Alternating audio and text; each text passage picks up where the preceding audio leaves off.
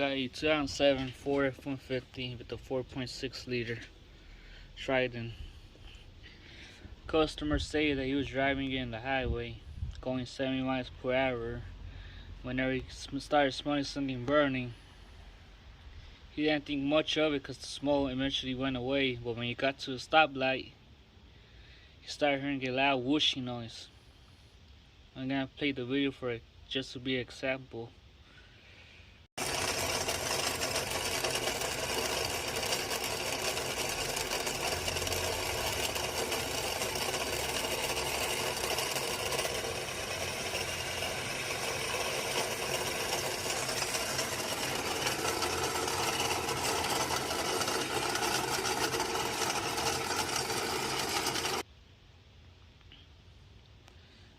Well, my first thought was the timing chains. That maybe the timing chains are already bad, because it started sounding like a 5.4 whenever the timing chain of the cam just goes out. But for this guy, he got lucky. I took off the belt, I inspected the putties, and I found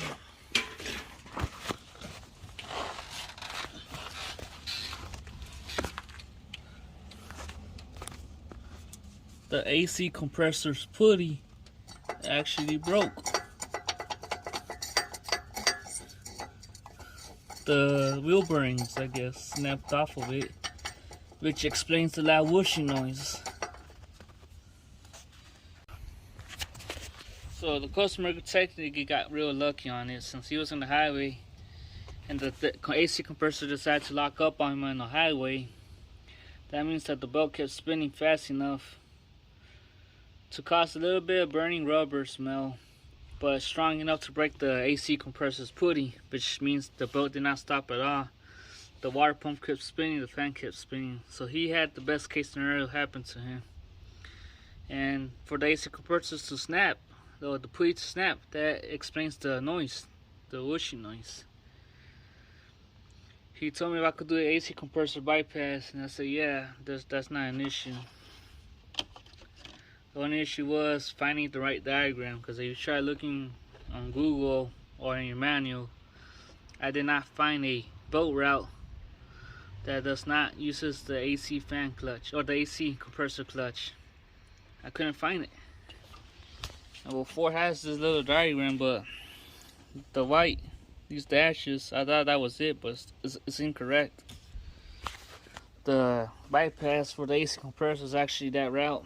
I'm gonna post it around here too, but the alternator goes around the idler pulley, wraps in front of the tensioner, around the camshaft, the fan, water pump, power steering pulley, and the other idler pulley, and back to the alternator. That's the correct route.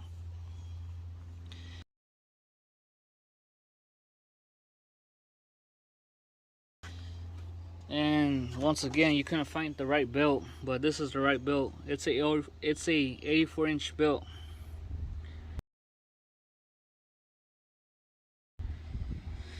And well, I just bought the belt, and I'm having an issue that the belt does not want to fit.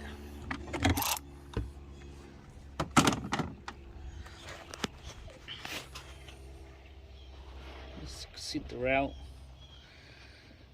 Pulley, no, idler pulley, tensioner, camshaft, wraps back around the fan, under the water pump, I believe, power steering, and under this part needs to go under this pulley.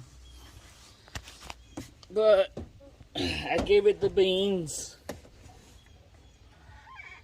It won't go under. And I tried putting the belt for 3 hours and it still didn't go in. So I went to O'Reilly's and I read the little book manuals they got over there.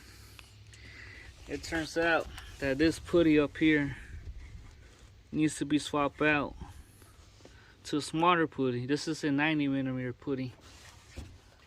The one that the manual said was either 80 or 75 millimeters, which this is it. Part number. And I couldn't find nowhere in YouTube or Google that told me that. So it took me a while to find this pulley, but this is a 80mm pulley. And we're about to swap it out and see if it fits. If not, this video is just pointless. So let me go ahead and do that right now. Just look off the pulley, and yeah, the other one's a whole lot smaller. Yeah. So this pulley has to be it. So there we go. The bolt's on, and it fit. That bolt slipped in like butter now. Perfect. So you're gonna need a new idler pulley, which is this. I'm gonna post it right there. A new belt. I'm gonna post this there too. This is the right belt diagram. That's completely wrong unless you're gonna put the belt around the AC compressor. And yeah, this should work for the 4.6 and for the 5.4 from 2004 to 2007 technically. Supposedly 2008 expeditions are different. It has a different diagram. I'm not sure, but this works for this 2007 Ford. So 2004 to 2007, 4.6 or 5.4.